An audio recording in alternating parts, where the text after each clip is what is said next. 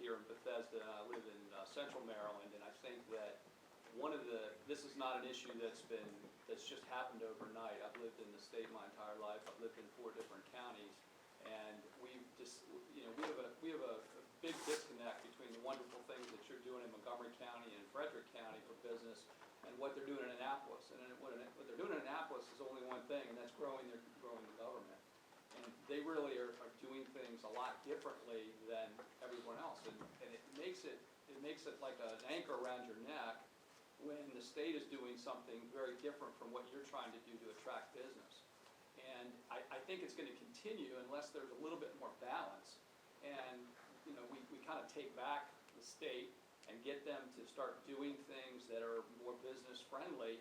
And I don't really see that happening. We've been saying for the last 30 years that I've been here, and I don't think that unless there's a substantial change in Annapolis with both in the House and the Senate and at the governor, we're not going to see a whole lot of change. You're going to continue to struggle with these initiatives to attract business. Do you guys want to speak to that? Go ahead. Right. I think there are 2 different questions there. In terms of growing the government, in the last 4 years, we've spent almost $6 billion in the state budget. The vast majority of that money has come out of government operation. We haven't cut, as I mentioned, the uncompensated care subsidy. We haven't cut a great deal of aid to counties. We have not cut public safety. We have not cut education. In fact, we've increased money in education. So the vast majority of the $6 billion, or almost $6 billion that we've cut out of the budget in the last 4 years, has been out of state government. The state government has shrunk in the last 4 years. I realize that that's maybe not the perception, but that is the reality. It shrunk. We have cut hundreds of state jobs, hundreds. We have cut thousands of empty pins, positions that should have been filled but were not at the time, and we cut them. So the state government has been shrinking. Now, in terms of the regulatory side of things, that this whole concept of friendliness to business,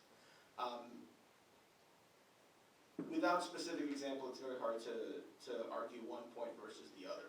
I just saw a report done by an affiliate of the U.S. Chamber of Commerce that says that Maryland ranks at the top of business friendliness when that equation is measured at the amount of money that is returned to business as a benefit from government compared to the amount of money that is sent from business to government in terms of taxes and revenues. We put money back into the state, and that's what we've been doing for a very long time, not just this administration, previous administrations as well. We invest in schools, we invest in higher education, we invest in roads. We need to invest more in roads. In transit, we invest in the business community to help you grow. Now, we just passed, literally this last session, I wanted to verify with Steve that it actually got out of both chambers. But at Steve's behest, he requested that Montgomery County be given the authority had to be through state legislation, to allow the county to spend money to invest in businesses. Not small business loans, not the revolving loans, but an investment. Talk about government's commitment to wanting business to grow. The county now has this opportunity. The state has had this program for many years. And so there are things that we do. For us, it's a balancing act. Your job is to have a business and make profit. I don't argue with that. I congratulate you on that. And for you, if you can make $1 million a year in profit by having 100 employees versus making $500,000 a year in profit and have 200 employees, you have no reason to hire more employees. You have no reason to expand. My job is to find the balancing act. My job is to make sure that you're able to make as much profit as you can, while at the same time making sure that the rest of my constituency has the opportunity to find a good job and is not hanging around the neck of government for benefits. So it's a balancing act that we have to find in Annapolis. We do make mistakes. We're human beings. We passed a tech tax, which was foolish. We rescinded it. And it was at the behest of the business community that we came back, that came back to us and said, you're going to kill us. This was the wrong thing to do. We recognized the fact, we acknowledged that we made a mistake, and we pulled it back.